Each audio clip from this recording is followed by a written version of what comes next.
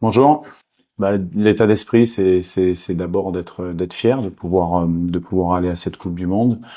C'est beaucoup de responsabilités également parce que on doit faire bonne figure et montrer une bonne image du pays. C'est également au niveau sportif de continuer notre projet sportif qu'on a initié depuis maintenant 4 ans, où on peut estimer que c'est une première phase aboutie, et donc l'état d'esprit est d'aborder cette compétition pour montrer tout ce qu'on a pu faire de bien sur ces 4 ans, d'être dans la continuité de notre projet. Je pense qu'on est sur nos temps de passage actuels, ce qu'on voulait en tout cas. Donc c'est à bien terminer cette première phase du projet. Il y aura le temps de recommencer une deuxième phase après la Coupe du Monde. Mais voilà, l'important c'est de continuer à avoir beaucoup d'unité à l'intérieur de notre groupe, beaucoup de cohésion, de mettre en place des choses qui peuvent être attractifs et continuer d'avancer. Si. Quels sont les objectifs que vous fixez avant votre groupe, avec votre groupe pour cette mondiale?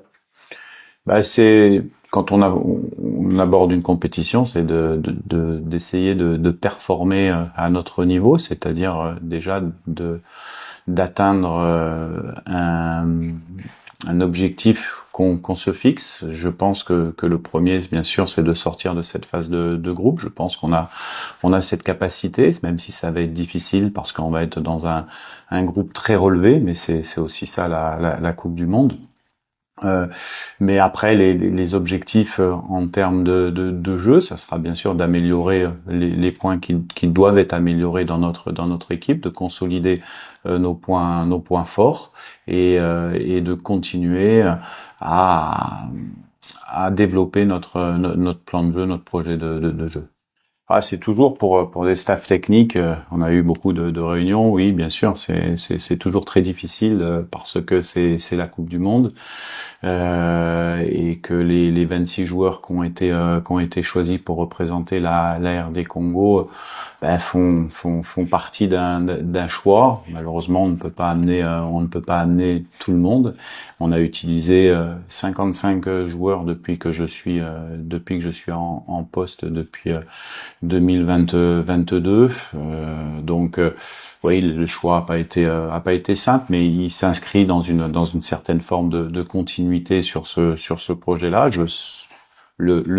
On s'aperçoit également que l'équipe nationale de RD Congo devient très attractif pour beaucoup de joueurs.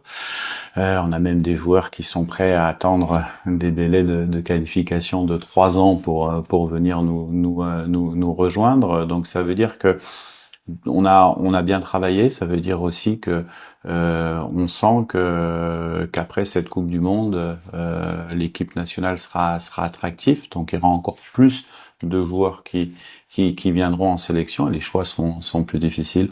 Aujourd'hui, il a fallu faire des choix rationnels qui seront basés sur ce qu'on a mis en place depuis 4 ans. Il y a beaucoup de choses qui ont été construites au niveau tactique, au niveau des habitudes de travail. La Coupe du Monde, c'est pas le moment pour faire des tests. Il faut consolider ce qu'on a fait de bien. Donc oui, il y aura un avant Coupe du Monde et un après Coupe du Monde, mais pour l'instant on est objectivement vraiment très concentré sur cette Coupe du Monde. Donc 26 joueurs. Gardien de but, Mpassi Lionel. Timothy Fayoulou. Mathieu Epolo. Défenseur, Chancel Bamba. Aaron Wan-Bissaka.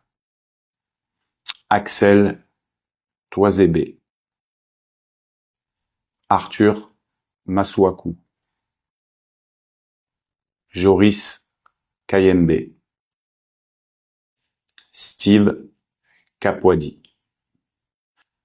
Rocky Bouchiri. Dylan Patubinsika,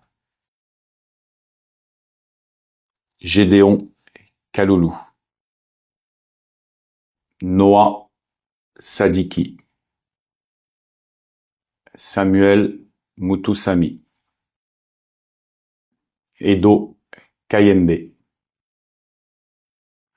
Gala Mukao,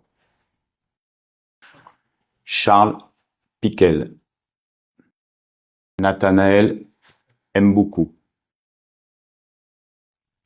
Brian Sipanga, Gaël Kakuta,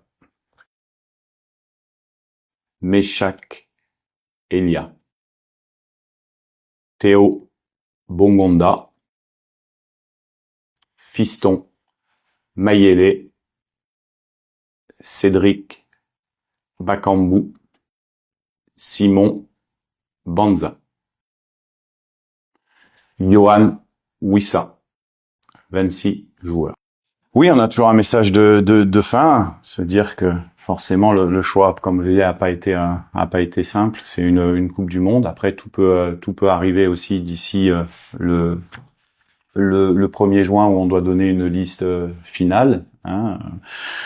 Donc, il faut que ceux qui sont appelés et bien sûr ceux qui sont sur la liste des réservistes puissent être concentrés.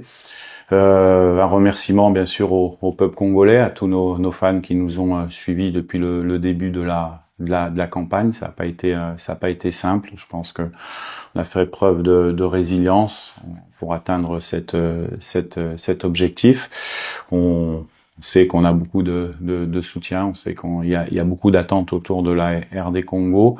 On va venir à Kinshasa pour partager un entraînement avec nos fans, avec nos supporters le 26 mai. Avant cela, il y aura une conférence. J'invite tout le monde à une conférence de presse le 25 mai à 10h pour avoir un échange avec la presse locale.